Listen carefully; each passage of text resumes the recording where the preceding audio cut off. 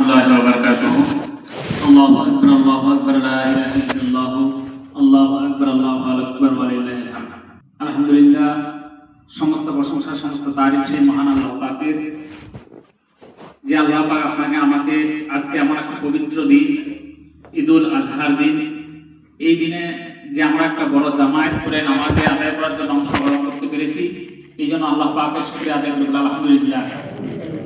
সেই সঙ্গে জনাবে রাসূল করিম সাল্লাল্লাহু আলাইহি ওয়াসাল্লামের প্রতি একটা দরুদ শরীফ পড়বেন সাল্লাল্লাহু আলাইহি ওয়াসাল্লাম। ভাই ঈদটা কি খুশির ঈদ নাকি? তো ভাই এই খুশির ঈদটাকেও মনে হচ্ছে মুখ দেখে মনে হয় একটু অখুশি। ভাই অখুশির কিছু নাই। ইসলাম এমন একটা জিনিস, কোরআন এমন একটা শিক্ষা, হাদিস এমন একটা শিক্ষা, বলা হয়েছে যে একটা দানা যদি 70 ভাগে ভাগ করে এক ভাগ একজনকে দেওয়া হয় আর সেই দানাটা যদি সে ভক্ষণ করে তারপরেও সে আল্লাহর শুকরিয়া আদায় করে বলে আলহামদুলিল্লাহ। কি করে কিনা ভাই? মানুষ 3 দিন না খেয়ে আছে, সামান্য পরিমাণ কোনো ব্যক্তি তাকে খাবার দিয়েছে, তো সে তার প্রশংসা করে না যে ভাই অনেকদিন পরে এই 3 দিন থেকে না খেয়ে আছে তুমি খাবার দিলে। সে প্রশংসা করে কার? ভাই আল্লাহ। তে মুসলিম যতদিন দুনিয়ায় থাকে নত কার কাছে করে? ভাই আল্লাহর কাছে। হুকুম কার নিয়ে চলে? ভাই আল্লাহর হুকুম নিয়ে চলে। তো ভাই মুসিবত গজব আযাব যাই আসুক, উদ্দেশ্য আমাদের কি একটা, সেটা হচ্ছে আমরা আল্লাহর কাছে ঝুঁকি, আল্লাহর প্রশংসা করি, আর এই দুনিয়ায় কারো প্রশংসা আমরা করি না। তো অনেকে ভাবছে ভাই আমরা কুরবানি দিতে পারি না, দীর্ঘদিন থেকে দিয়ে এসেছি, হঠাৎ করে কুরবানি দিতে পারলাম না। ভাই একটুখানি যদি মনে করি তো প্রত্যেক কাজের মধ্যে আল্লাহ রাসূল সাল্লাল্লাহু আলাইহি সাল্লাম বলছে দুনিয়া বা আখিরাত, দুনিয়াতে তুমি যদি ভালাই কাজ করো তার ফয়সালা হচ্ছে তোমার 100%। তোমার রাস্তায় একটা কোনো কিছু পড়ে আছে, তুমি এটাকে সরিয়ে দিলে দুনিয়াতে তোমার সুনাম হলো, নেকি হলো, আখিরাতের জন্য তোমার মঙ্গল হলো। তো যেরকম ভাই করোনা মহামারী হয়েছে, সে মহামারীতে মসজিদে নামাজ হয় নাই, ওয়াক্তিয়া নামাজ হয় নাই, 10 জনের বেশি জামায়াত হয় নাই, বড় মসজিদে 3 জনের বেশি জামায়াত হয় নাই, বুঝি কিনা ভাই?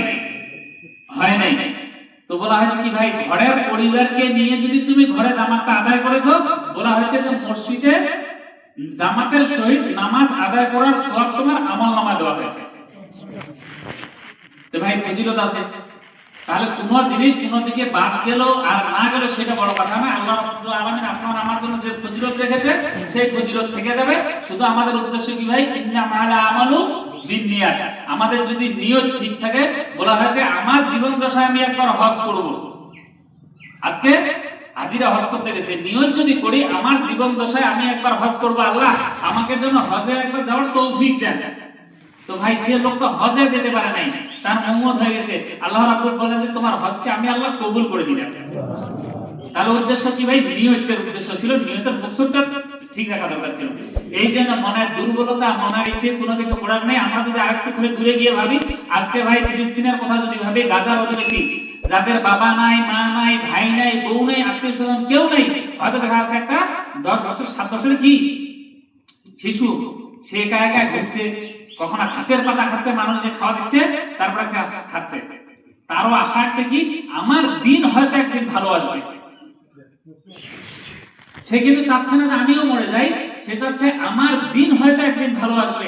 সেই ভালো দিনের অপেক্ষায় কিন্তু তারা আজকে সেই দুদুম ময়দানে কি করছে? জীবিত অবস্থায় আছে, হয়তো গাছের নিচে নতুবা প্লাস্টিকের নিচে। তো ভাই তার থেকেও আমরা এত সুখে আছি যে একটা জামাত করে খুশির ঈদের নামাজ পড়তে পেরেছি। এই জন্য আল্লাহ পাকের কাছে আমরা শুকরিয়া সবসময় আদায় করি। অনেকে বলছে গরু কুরবানি, ভাই গরু কুরবানি শুধু গরুই দিতে হবে এর কোনো ফয়সালা নাই, নির্দিষ্ট করে গরুকে উল্লেখ করা নাই। অনেক ধরনের পশু আছে, তার মাঝখান থেকে 6টা যেটা হচ্ছে প্রযোজ্য, সেটা হচ্ছে বড় ধরনের 3টা, ছোট হচ্ছে 3টা, হয় কি না ভাই? এই 6টা পশুর মধ্যে আমরা যে কোনো একটা পশুকে দিতে পারি। যেরকম হচ্ছে কি উট আছে, বড়র মধ্যে মহিষ আছে, গরু আছে 3টা, ছোটর মধ্যে কি আছে ভাই? ছাগল আছে, ভেড়া আছে, দুম্বা আছে, আছে কি না ভাই? এই 6টা পশুকে আমরা কি করি? কুরবানি দিতে পারি। ইসলাম এমন একটা ধর্ম, শান্তির ধর্ম, প্রতিষ্ঠার ধর্ম, ন্যায়ের ধর্ম, মানুষের কখনো ক্ষতি করতে চায় না। কারণ ধর্ম ভাবাবেগে যদি আঘাত লাগে, এইরকম ধরনের কাজ কখনো ইসলাম তাকে প্রশ্রয় দেয় না, ইসলাম করতে চায় না। তো এই জন্য ভাই আমরা যদি অনেকে মনে করি, অনেকে ভাবে, আমরা মনে করছি আবার অনেকে ভাবছে যে কুরবানি মনে হয় চুপে চুপেও দিতে পারে, রাত্রে বা দিনে। ভাই চুপে চুপে কুরবানি দিলে কুরবানি হবে? কুরবানি দুরুস্ত নাই। সেখানে কোনো ভাবার প্রশ্ন নেই। ইসলামে চুরি করে কোনো জিনিস কুরবানি দেওয়া দুরস্ত যেখানে নেই, সেখানে ভাবার কোনো প্রশ্ন নেই যে আমি চুরি করে কুরবানি দেবো বা তারা চুরি করে কুরবানি দিল, এই কুরবানি আমাদের দ্বারা দুরস্ত হবে না। এই জন্য আমরা যেহেতু গরু কুরবানি নিষিদ্ধ, আমরা সবসময় সর্ব অবস্থায় আল্লাহ রাসূলের হাদিসকে অনুসরণ করে চলি।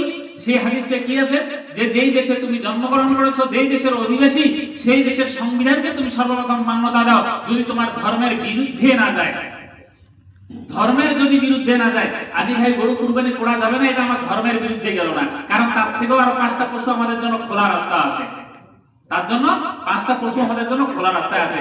যখন টোটালি জীব হত্যা নিষিদ্ধ হয়ে যাবে, আমাদের কুরবানি সমস্ত রকম ভাবে বন্ধ হয়ে যাবে, তখন আংশিক আমরা মনে করবো যে না আমাদের ধর্মীয় ভাবাবেগে আঘাত হবে।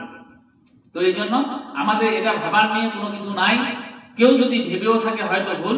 আমাদের কেউ গরু রাত্রে বেলায় হোক, দিনের বেলায় হোক, ভোরের বেলায় হোক, ভারত সরকারের আইনকে লঙ্ঘন করে যদি কেউ চুরি করে গরু কুরবানি করে, তাহলে এই কুরবানি আমাদের জন্য, শরীয়তের জন্য দুরস্ত হবে না। আর এই কুরবানি দেওয়া শরীয়তে ভাবে নাজায়েজ। কি ভাই, নাজায়েজ কি না? নাজায়েজ। অতএব গরু কোনো কুরবানি হবেও না, আর গরু কুরবানি চলবে না। কি কুরবানি দেবে ভাই? আমরা ছাগল, হয় কি না?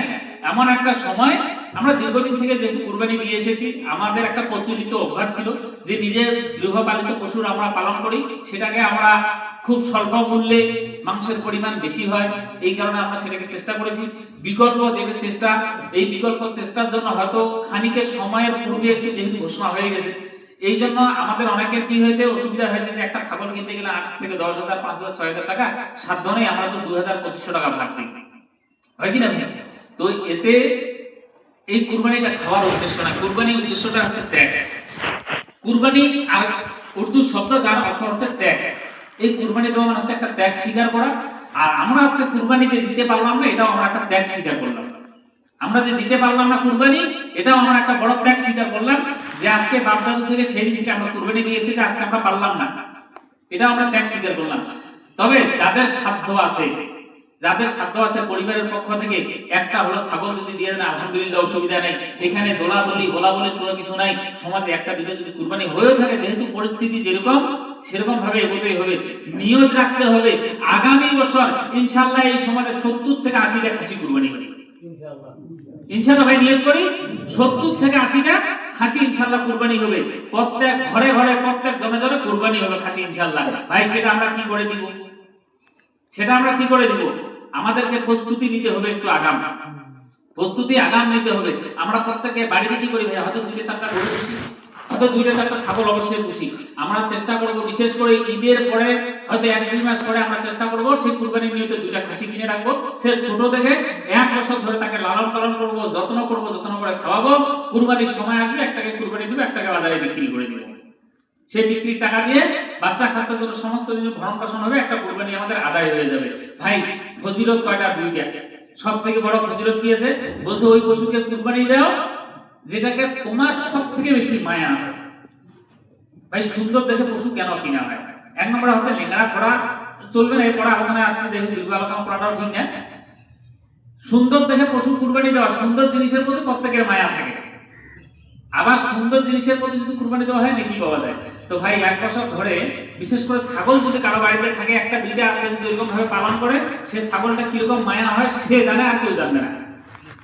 সে মানুষের মতো কথা বুঝে, সে ডাকলে শুনে, থাকতে বললে থাকে, ঘরে গেলে ঘরে যায়। ছাগল এরকমও হয়। তো এই জন্য আমরা নিয়ত করব যে এবছর আমাদের যেই করে যাক, যেই অবস্থায় যাক, আগামী দিনে ইনশাআল্লাহ আমরা চেষ্টা করব প্রত্যেকের ঘরে 2টো করে ছাগল পালন করার। আর সেই ছাগল থেকে আমরা আগামী দিনে বিপুল পরিমাণে কুরবানি, সেই 70 থেকে 80টা কুরবানি ইনশাআল্লাহ আমরা এই সমাজ থেকে কুরবানিগুলো আদায় করব। আর দ্বিতীয় নম্বরে কথা হচ্ছে কোনটা, যে কুরবানি আমাদের যা নির্দেশিকা, কুরবানি বঞ্চিত বা বাতিল করেননি।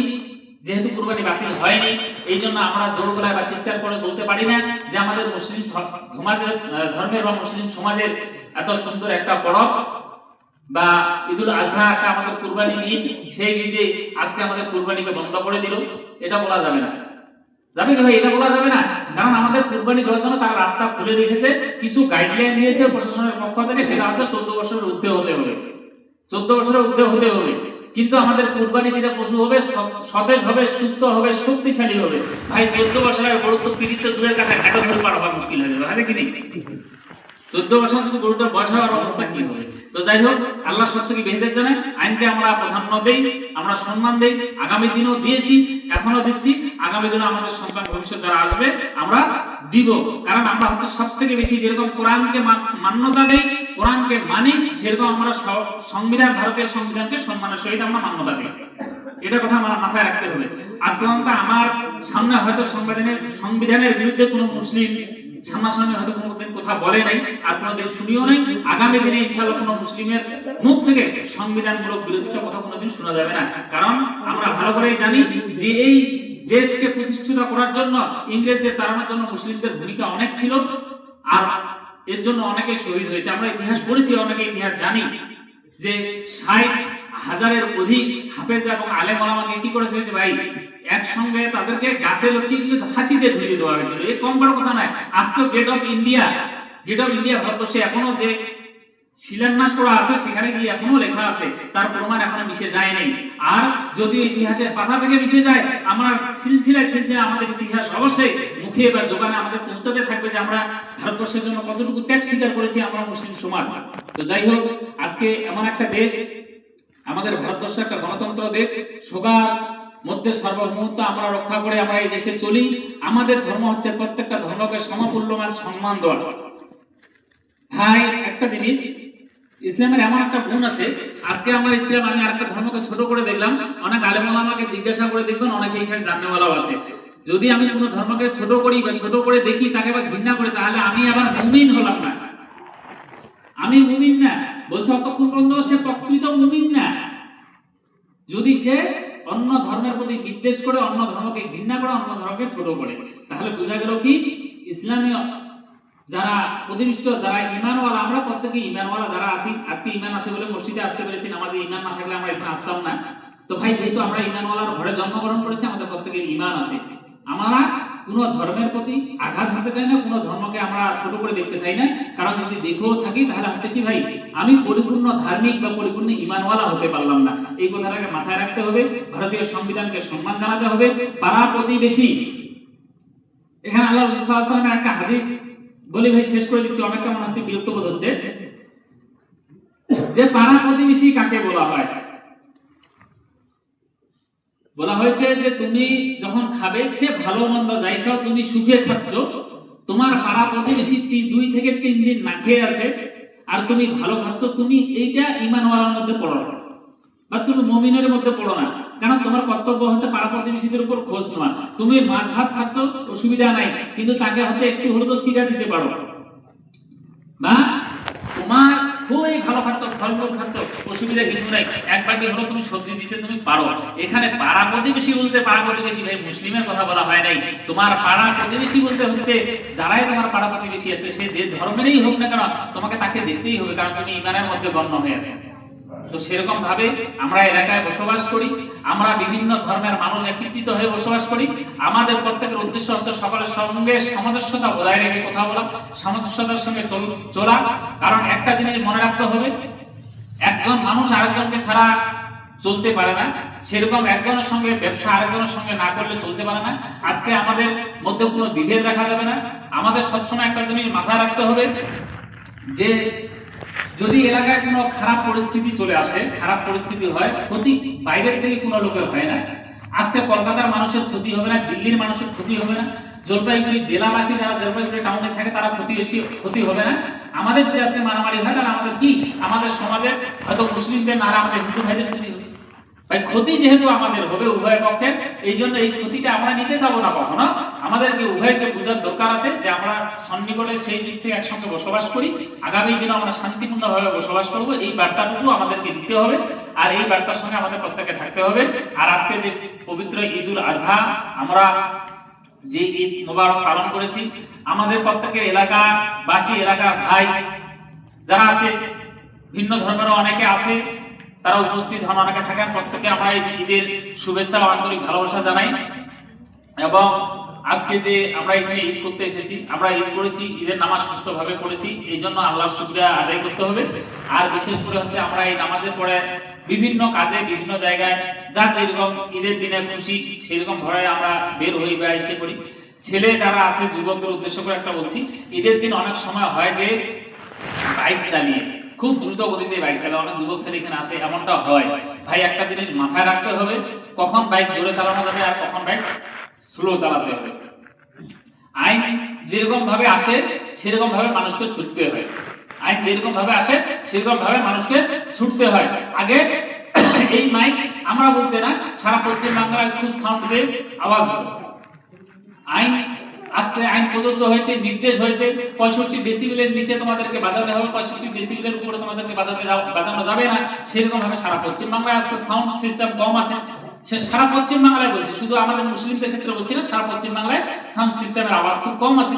তো সেটাকে মান্যতা দিতে হবে। আমরা পশ্চিমবঙ্গের অধিবাসী, পশ্চিমবঙ্গের বাসিন্দা, আমরাই যদি সেই সংবিধানকে বা আইনকে মান্যতা না দিলাম, তাহলে আমরা তো আর অন্যজনকে বুঝাতে পারবো না যে আমরা মান্যতা দিচ্ছি, তোমরা মান্যতা দিচ্ছ না। ভাই আপনার নিজেকে মান্যতা দিতে হবে, সেই মান্যতা তবে মুখ খুলতে হবে যে না মান্যতা দিতে হবে, যেহেতু আমাদের পশ্চিমবঙ্গ বর্তমান সরকার যেটা আইন পাস করেছে বা যেটা আইন লাগু করেছে সেটাকে আমাদের সবসময় মান্যতা দিতে হবে।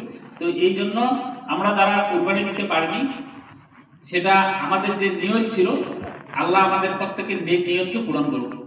আর আগামী দিনের জন্য আমরা নিয়ত করব যে আল্লাহ যেন আমাদের কুরবানি দেওয়ার তৌফিক দান করে। আর আরেকটি বিশেষ এলান, যেহেতু এটা পবিত্র ঈদ, পবিত্র ঈদ, আমরা একটা জিনিস থেকে বঞ্চিত কি ভাই, কুরবানি দিতে পারি না।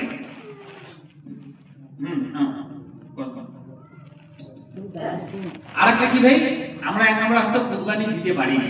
হয় কি না, কুরবানি দিতে গেলে 2000-2500 টাকা কম বেশি আমরা ভাগে দিই।